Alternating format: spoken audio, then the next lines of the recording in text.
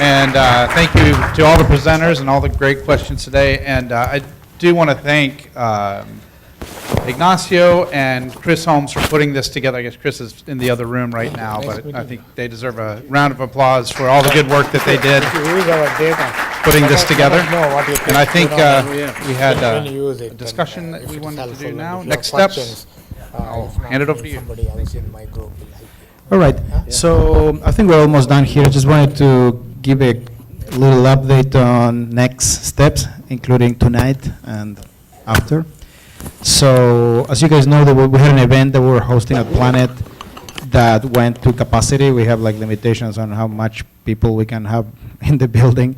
So I'm going to head over after the event over there. I think in practice, a lot of people who signed up are not going to show up. So if anyone is going to San Francisco and wants to come over, worst case scenario, we're going to overflow to the bar next door and keep hanging out. So I think that's what we're going to do next. I wanted to close with one last small discussion and invite some of you to the front, which is operational interoperability, which is just going back a little bit to the issue of latency, operational interoperability, and maintenance of the ingestors that ingest the data in the cloud for all of us to use. I mean, all of the products we've been discussing today are data fusion products, and they rely on the data being together at one place at about the same time. So I was hoping to get Amit Kapadia from Planet. He maintains our AWS ingestion of Landsat 8. Join us at the front.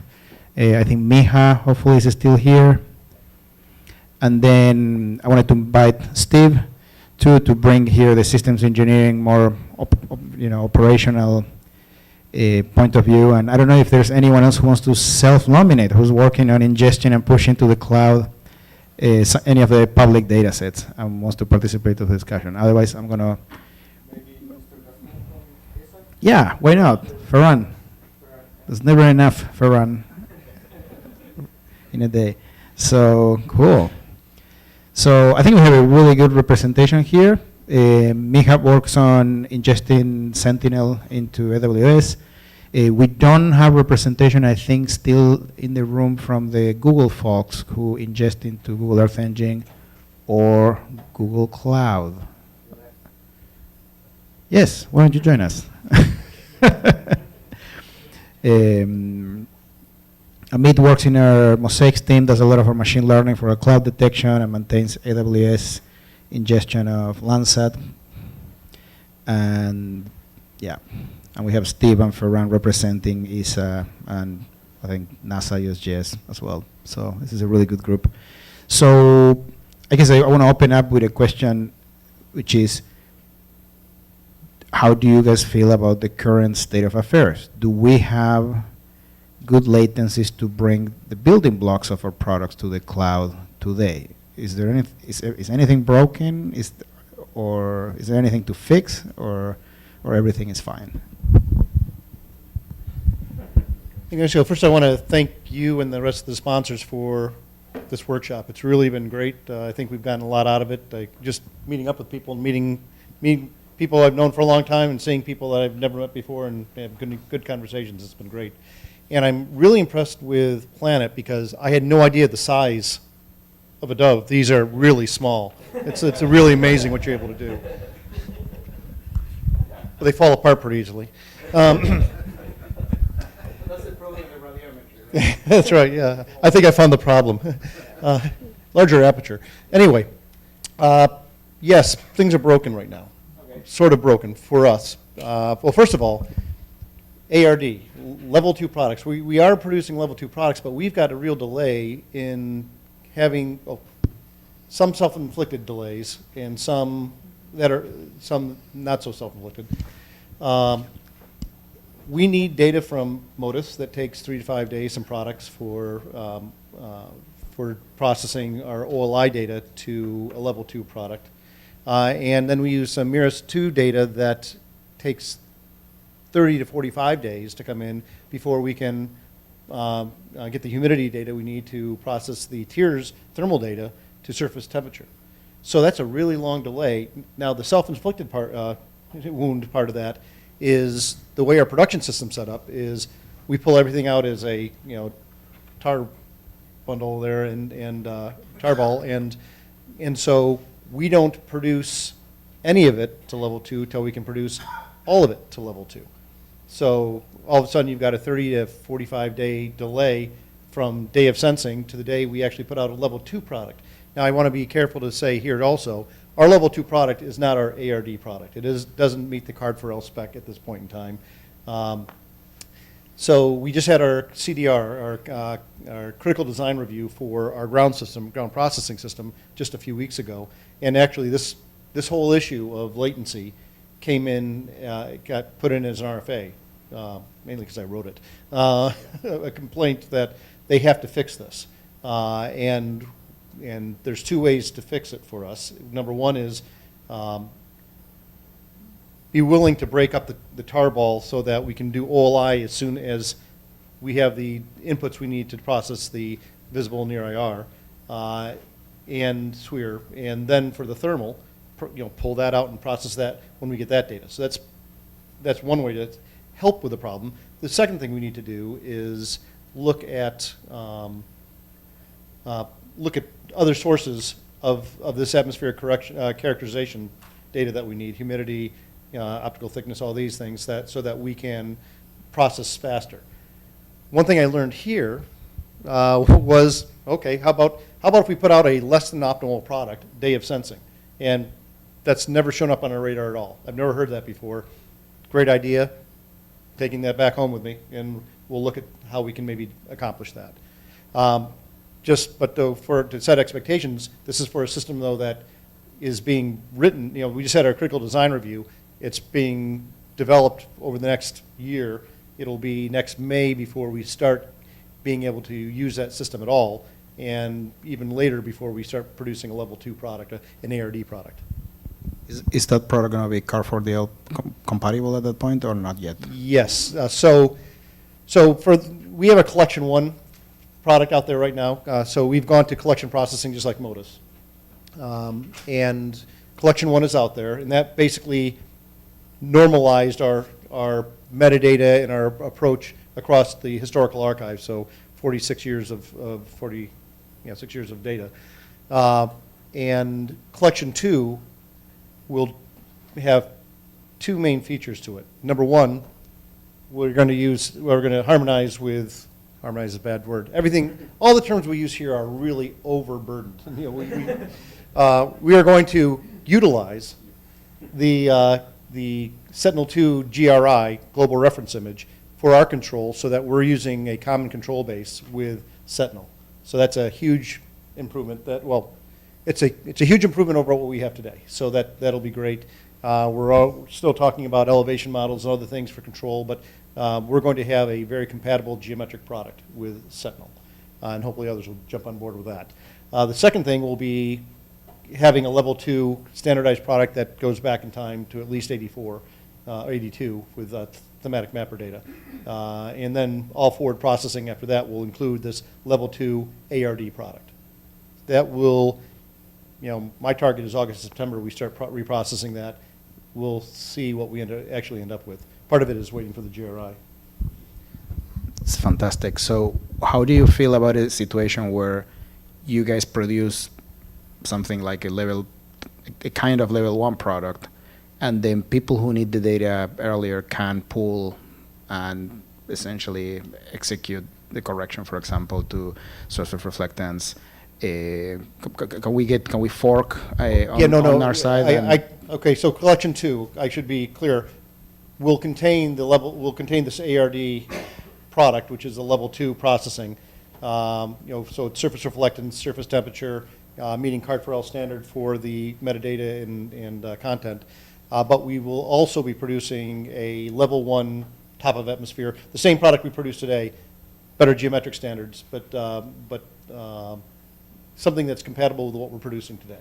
But what's the SLA for both those products for Collection 2? Does Collection 2 contain a latency requirement? Okay, so Collection 2 is reprocessing the entire archive, but then will always be forward processing day of. So the only thing but currently the plan is our ARD level 2 product, which I think most people would want as a kind of a starting point. We're expecting that to be the 90% solution. for users. That currently has that latency that I was talking about, the 3 to 5 days for OLI data, the 40 days for the thermal data, and the original plan was 40 days before anything came out. We're re-looking at that. Based on that critical design review, when that became kind of known, that will get fixed. But in the meantime, we'll probably look at also putting out some kind of a same day of sensing level 2 product as well. That's just a rough first estimate. Relaxed accuracy, yes. I wanted to shift the focus a little bit here to Amit and Miha and have them share a little bit about the history of the two efforts of ingesting AWS and Sentinel. Yeah, sure. Hello? Yeah, I guess we started that about 4 years ago. AWS approached some folks, I think Mapbox and Planet Labs and maybe some others were involved, and they were interested in putting up Landsat on S3, mostly just to get more users of that data set and also more users inside the AWS ecosystem. And at the time we were AWS customers, so it benefited us to have that data set closer to us and also easily accessible. Since then, we've migrated to a different cloud provider, but we still support that and we still push to AWS. But it's kind of an interesting process because we have to kind of rely on USGS's infrastructure. They have their own maintenance periods. They have their own bandwidth limitations at times. We see different behaviors over the times. We recently have had to play catch up due to maintenance windows. So there's sometimes some ongoing maintenance to that. Probably the biggest thing that we would benefit from would be if some of the rate limits were relaxed and some of the bandwidth was opened up a bit more. And if that was the case, then we'd be able to reduce some of the latency from hitting USGS, bringing it over to AWS, and then having it provided through our systems and also through a lot of other people's systems, because I know a lot of other companies rely on that data set. So. Can you speak to what is a desired latency so that we're getting that up to the cloud? I don't know. I think Frank might have better insight than I. I mean, within a day, within a few hours. Well, so we have SLEs for the various planet pipelines for RapidEye and SkySat, and particularly PlanetScope, which generally 24 hours. So I got a big dashboard. It shows our 3 sensors, and it shows Sentinel-2, it shows Sentinel-1, and it shows Landsat, and it's just unfortunately dramatically delayed for the Sentinel-2 and Landsat. So they're usually 2-3 days. Partly that's because there's a few different steps things go through. So in the case of our Sentinel-2 data, it's actually going through Simon's Google Earth Engine thing, and then it kind of gets dumped off into your backend bucket. So if I was asking for something, I would want data within 24 hours. So we process our average processing latency is 4 to 6 hours after sensing. So, which is pretty much as fast as it comes down and gets some of it goes down to different ground stations. That's what causes most of the delay there. But still, we'll say 6 hours. So, and our bandwidth, I didn't think was limited. We certainly have larger pipes to the data center than we actually pay for. So we aren't using the full bandwidth. We have a 10 gigabit capability. I think we're using 4, but we could I don't know where the term days comes from for the latency. I'm getting that up to the cloud. Right. Well, so I will say it's certainly not all at the USGS end. So part of the problem is Emit runs a pipeline that we pull it and we queue it on S3, and then from that we process it and dump it back to S3 in sort of final form. And then at Planet, we run another pipeline that recognizes those changes and pulls them back from S3, and we publish it on our platform after building browse image. So, well, anyway, so that latency that I'm reporting is after it goes through all those stages. So Amit could even talk to him a little bit. Recently we were trying to tune that first phase of it from USGS to Landsat. I would actually raise the criticism, which isn't of the data providers, but the fact that a bunch of these pipelines are run in no offense to Amit and the Synergize guys or the Google Earth Engine guys, kind of ad hoc as a side effort where it's not really their real business isn't the greatest model. I think a lot of people depend on the Landsat PDS bucket in S3, and yet, you know, okay, in a moment. You know, I watch the dashboards, I run the on-call for Planet, and I know that it's among our lowest priorities to respond to apparent problems in our Landsat pipeline, but yet people depend on it, so it's like bad that that's amateur, so yeah, take that away. To improve the situation, there will be the DS platforms, which is additional platforms of redistribution of data that we are putting in place for that purpose. So one of the objectives of the DS is this redistribution of the data to users. So I don't know if it answers your... Yeah. Can you give a little bit of history on your side? Well, it started a bit shaky, and that's one of the reasons Amazon was really interested in getting this data, because it really allowed them to showcase the S3 bucket as something that's really valuable, because you just couldn't download from the Copernicus hub. Yeah, but that was in the beginning, and things have improved drastically since then. And we're pretty happy with the way that ESA is publishing the products. They could be published with less latency. So normally we ingest into S3 within half an hour to 1 hour max of the time it's published on the Copernicus hub or scientific hub or whatever it's called now. And we have had issues with bandwidth. We would like to have more, but we realize that there's other people accessing that same pipeline, so we try to be nice to everybody else and limit the amount of bandwidth that we need, so we tend to smooth out our requests, not to burden the hub too much. There is sometimes maintenance periods and hiccups that happen, and at the ESA processing side, which then means that we have to play catch up and put a bit more stress on everything. So in those cases, we might have a bit more delay, but I think our additional latency is on average about an hour. But ESA usually produces, it's about 12 hours from our experience. Yeah, we are conscious of these, as you mentioned, hiccups. Or we have if everything goes nominally, products from sensing, they are dumped on ground between 100 minutes to 400 minutes from sensing. And then they are made available, if everything goes nominally, in 6-7 hours. Then in practice, we have 90% of the products published within 24 hours. But there is this 10% queue, 10% distribution queue, which we are dealing currently to improve the situation and bring it to the 24 hours. Usually it's issues with the processing that there are batches of products which get stuck and then need to be refed. There's maybe a couple of things that the data producers could do differently in order to better support us as people that do proxies of their data. Like in this case, when there could be a lot more flags on the data, so when they realize that something's gone wrong with a product, that they could flag it, so that, or letting us know that there should be something. They aim to produce something, but it just hasn't come through yet. It would be very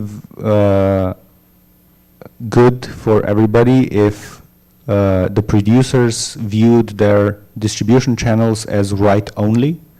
So once you make a product, you don't change that under any circumstance. Maybe you changed some flags around that product to mark it as faulty in some way. that would be very helpful, because then, I mean, sometimes we would realize only from the mission report or from the Copernicus news that there was some problems in the data that we have already ingested. If this was somehow done through an API, we could pass that on to our users. And yeah, write only means that when you make a correction and reprocessing of something because you've identified an anomaly, you don't go back and change the product with the same ID. You release a new product, and maybe within that new product you specify which of the old products you're making obsolete with this or something like. But we need to have this traceability and this mindset of not changing something that you've already released. I guess I would add on to that, yes. We've experienced that same thing quite a bit. I did want to point out that about 2 years ago, we were working with Kevin Murphy of NASA and his team, and they, it wasn't just Google, but also Amazon and Microsoft, and they kind of wanted these recommendations, and we actually have now a paper called, we have a paper that was published in the Data Science Journal called Recommendations to Improve Downloads of Large Earth Observation Data. And it was a lot of the things we were just talking about there, like what are the best practices to deal with these like small changes, and when somebody is not downloading like a cart of data, but everything that you have that's new or changed, that type of user. So there is a set of recommendations in there. I wish Simon was still here. He was in the other, because he could talk a little bit more in detail about our latency. But I could say in general that the near real time has not really been the primary focus of Earth Engine, although we're getting a lot more users that are trying to use it for near real time data. So it's starting to put a little bit more pressure on the timing and our prioritization of which data that we're downloading from the large archives.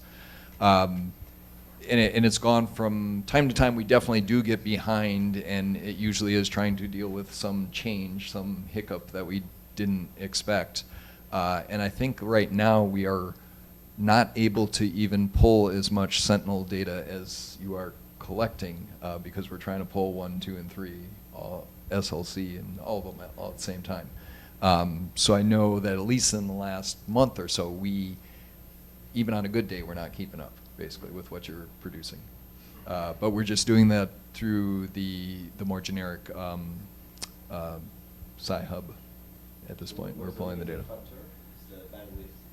We put more workers on it, and they get errors when they try to pull more data. I wish Simon was here once again to speak to the specifics of it, but yeah, our dashboard is looking a little scary at this point. Right, so for the Sentinel-1 data, we pull it directly from ESA Hub. The Sentinel-2 case, we actually get whatever comes downstream from Earth Engine.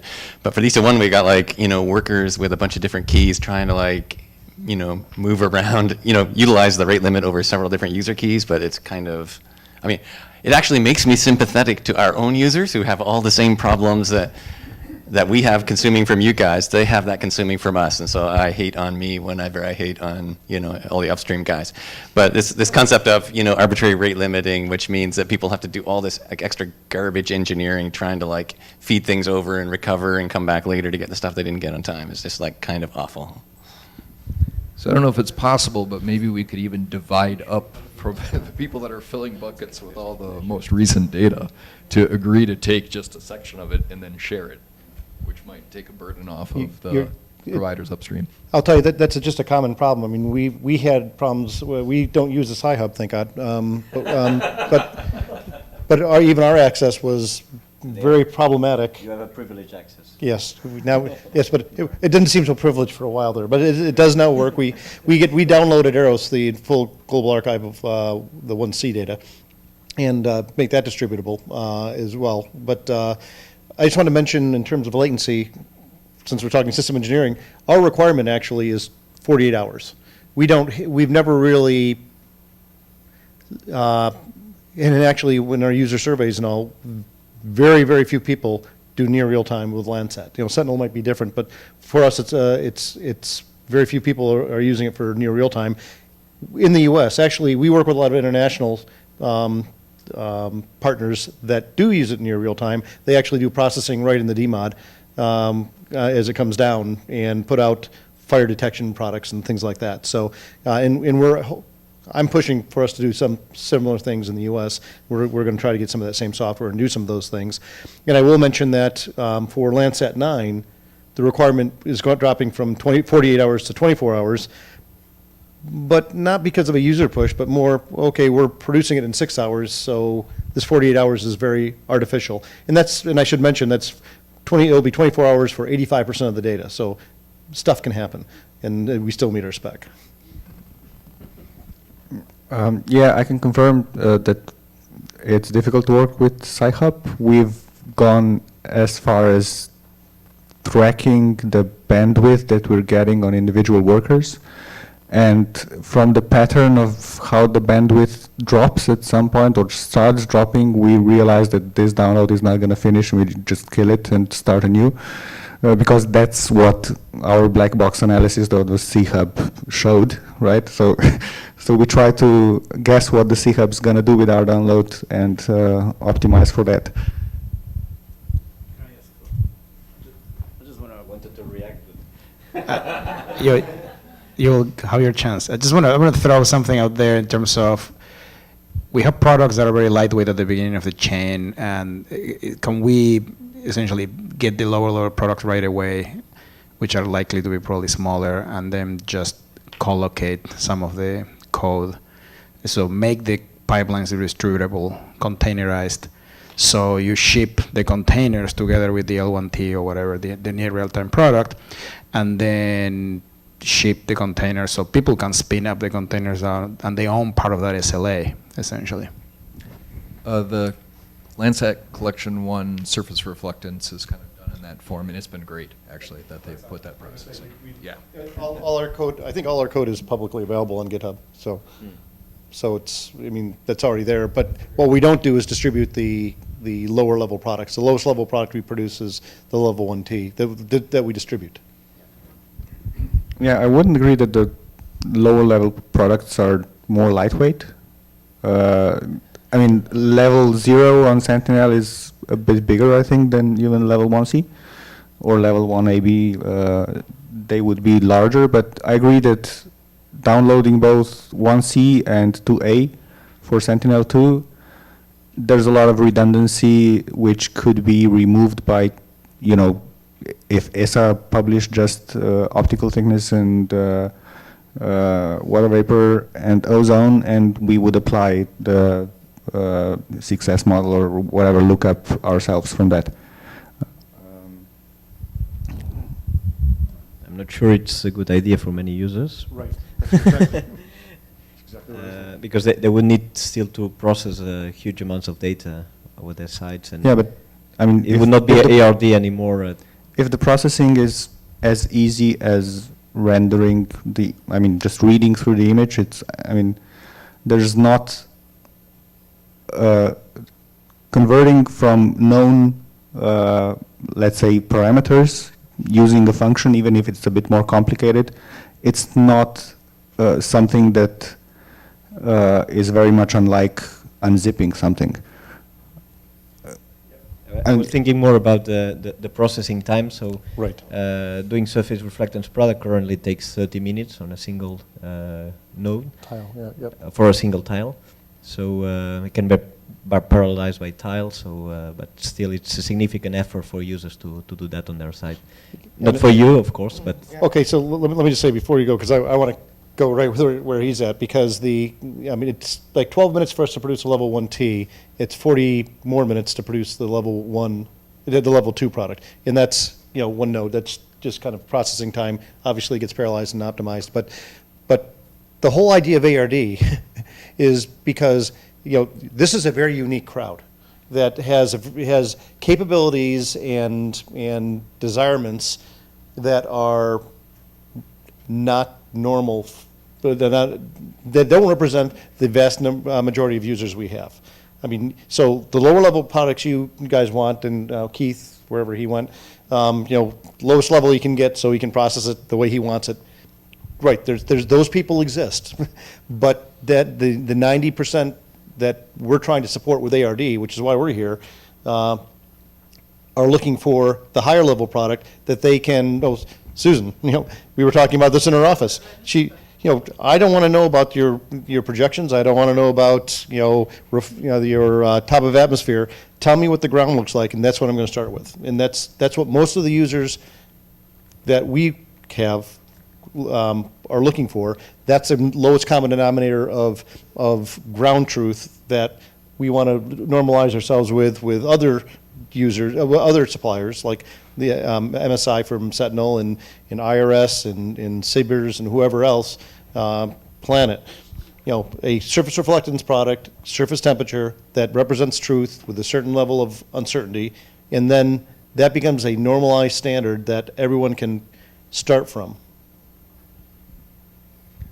Yeah, I kind of agree, although I still think there's a possibility to split various products into smaller chunks and have very simple algorithms to combine those chunks very quickly, not doing the full atmospheric correction on the client, but even if you just make the difference between L2A and L1C, the difference will be highly compressible data because those two data sets are highly correlated.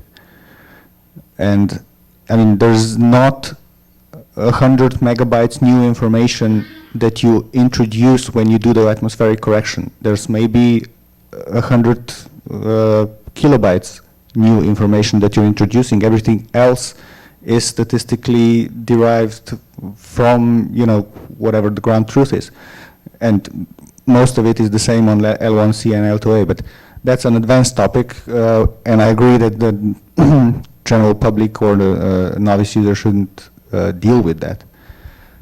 I think your ideas is very good. What we discussed yesterday, for instance, for optional processing, we might have BRDF corrections, which not everybody wants to have on the ARD product.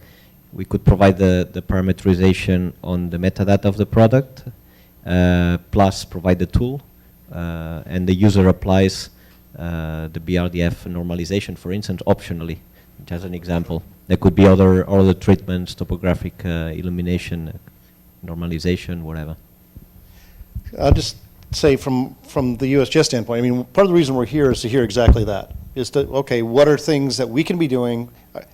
Our main goal, as I think I said in the first day, is to see Landsat data and Sentinel data exploited to the highest level it can be. And we don't do that. That's not our job. We're trying to collect the data and make it exploitable by our primary customers, which are the federal government and state governments and local and tribal. But for commercial use, what we found, most users want the level 2A, but then there's this whole class of users that you all represent that might need something a little bit different. And part of the reason we're here is to try to understand that, to make sure that we're targeting our products in a way that help you to exploit it. In a way, it's kind of seeming like there's two main classes of users that I'm hearing. It's like one that want the very well-calibrated, interoperable ARD from multiple sensors, and then the other ones that just want the best you can do in the fastest amount of time. So they will deal with something that has a lot of processing issues if they can get it in a timely manner. And that seems to be a very different class than the ones that want the long time series of consistent data. And the percentage is vastly different as well. Again, the 90% user are the ARD users, we think, and not the highly advanced users. And you may disagree with that. Not sure I disagree, but I think that you have more representation from the commercial side. I have commercial customers, so I take myself out of that for retention. That do put a lot of value in just the real time, near real time. Just A lot of your ARD is controlling the user experience and the economics of it, right? So it's not about the data, the perfect data. if you're in the commercial sector, a lot of times you're developing products and you're really developing the user experience. So analytics ready is a product development activity, and you need to control the economics and the timeliness of the process. So climbing up the chain is not because ARD is upstream. You need interoperability to enable ARD. So if there's a way to do it faster or control the economics and the timeliness, you're really enhancing the user experience, like what can be done with the data. So I don't think they're competing things, and there are different classes of users, and people in the commercial sector are smaller in number, but it's almost representative. We represent a lot of users too. We just, there's a fan out kind of after us because people still consume our products. What we're trying to do is just to sometimes make them a bit faster or more reliable. It's just improve the SLA part, right? The service level. Yeah, I think maybe this trying to optimize on the bandwidth is really not necessary, because it might be just a temporary thing until the infrastructure of the IT catches up with the production of data that we're doing. Although there's a real concern about the long-term storage cost of this thing, so the less petabytes that the whole archive is gonna take, the longer time series you will have at Amazon or at anyone's local copy of the data. Good question. Can you comment yourself of how far in the past does Sentinel? Well, Sentinel-2 is the whole archive, and it's planned to be the whole archive. We have Sentinel-1 GRD on Amazon going 1 year back, and we plan to have the SLC for Sentinel-1 going back about 2 months. But I think the DSS, can you comment on how long an archive they're supposed to have? I don't have the information for on. Yeah, so for Landsat on AWS, we have the entire Landsat 8 archive, but we have an issue where we have the pre-collection data, and then when it switched to collection-based, we started to ingest a collection-based archive, but we never went back and ingested the collection-based archive after that breakpoint. And that's mostly just trying to get permission from the AWS folks who are footing the bill for the storage. So if they gave us the okay to pay for that storage, then we would go back and re-ingest the collection-based archive. I think all Yeah. has the least change from that collection. The geometry can change. Well, collection 2 is where you're going to want to go back and get everything. Okay, and that's something that we need to pay attention to next year. Yeah, yeah. And then as far as like latency goes, the best thing that we could do for Landsat would be if we could just ease up on the rate limits or get another account, and then we could download much faster. Because if you publish like 300 scenes right now, we can only download 10 at a time based on our accounts. So it's going to take a little bit of time to actually download all that for Landsat. Yeah. We are machine to machine, but I think there's a rate limit of about, so my knowledge might be about a year or two or a year and a half outdated, but there's about like a 10 concurrent downloads at a time rate limit. So if that's changed, then I can go back and do some refactoring, but if that's still the same, then that's our latency. I think part of the issue is trying to make sure that you didn't download 700 at once and bring it down for everybody else. But I didn't realize it was 10. But that's something. If we should look at what's causing the latency issues and see if there's a way to ameliorate it. Mitigate it. It's definitely more of a latency in transferring rather than the publication. Yeah. Yeah. Just wanted to comment on the two aspects that were mentioned, the timeliness and what we do with the archive. So on ESA side, Sentinel-2 only, I'm talking. For the timeliness, as I said, for level 1, we try to optimize. We have this requirement of 95% of the products within 24 hours, and we hope to reach that soon. For the level 2A, we are currently, the processing, it takes half an hour roughly, in addition, parallelized by tile. Currently, we So this is the minimum we could do on top of the level 1 data. But currently we add 24-hour more. So level 2A products are available within 48 hours from sensing. But in the idea is when the ground segment moves to the cloud, try to optimize that and try to reduce this timeliness between end-to-end timeliness up to level 2A. An aspect that we are also considering on storage, level 2A or surface reflectance algorithms are a kind of R&D domain still, so they are not very stable. So our strategy at the moment is to have a rolling archive of 1.5 years, and then for older data, have an on-demand service to request this data. So we have regular updates of the processing. The processor, well, as you know, send to core, we're updating on a 6-month basis, roughly. So it's still not mature enough to have a full archive processed and stored, and we consider that an on-demand approach for the older data at the moment is still fine. This might change in the future if surface reflectance become the star product, and everybody only uses surface reflectance, then we might switch to storing level 2A only. But yeah, maybe just a comment on these upgrades.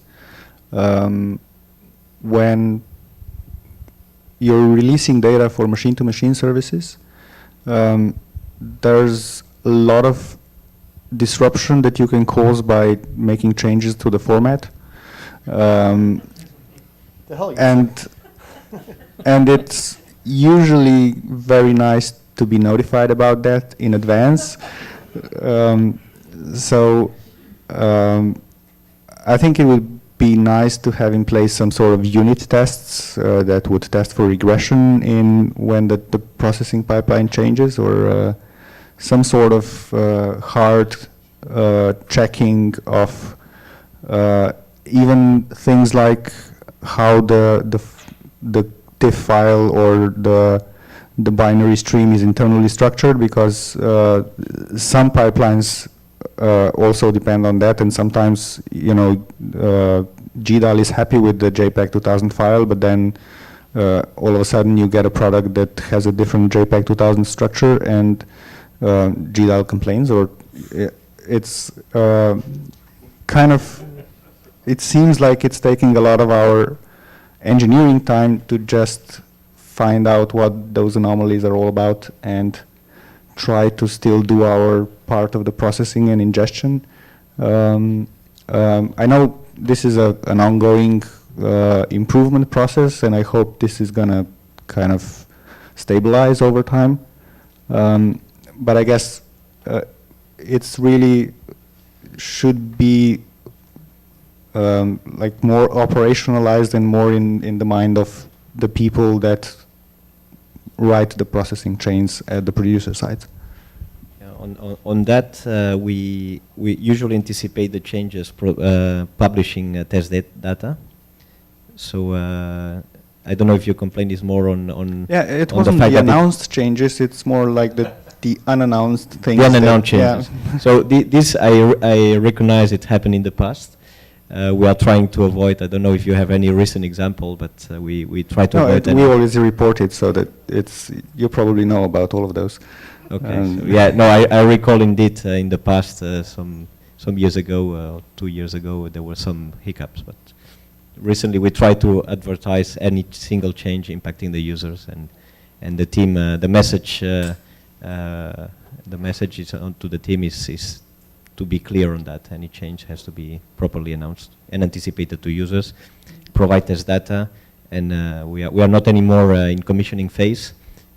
Since 24th of February, we are fully deployed and fully operational. So yeah, I mean, the latest example I remember was Sentinel-1, so that's not you.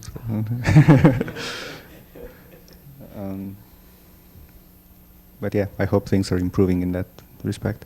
Also, if you plan to change the format again, can you get rid of the dual identification of products and tiles, because we're not using products anymore as collection of tiles, so maybe there's a way to simplify these long file names and these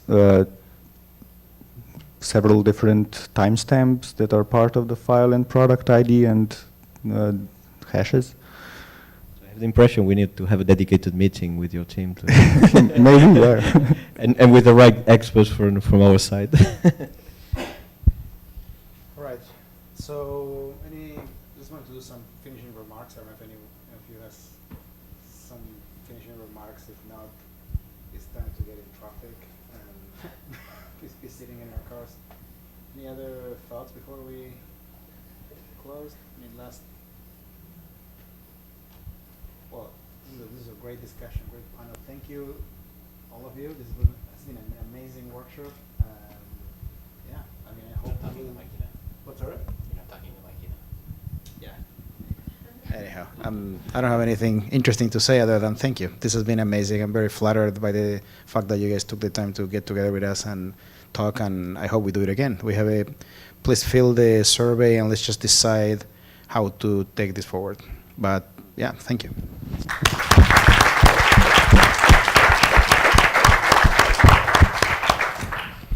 Thanks for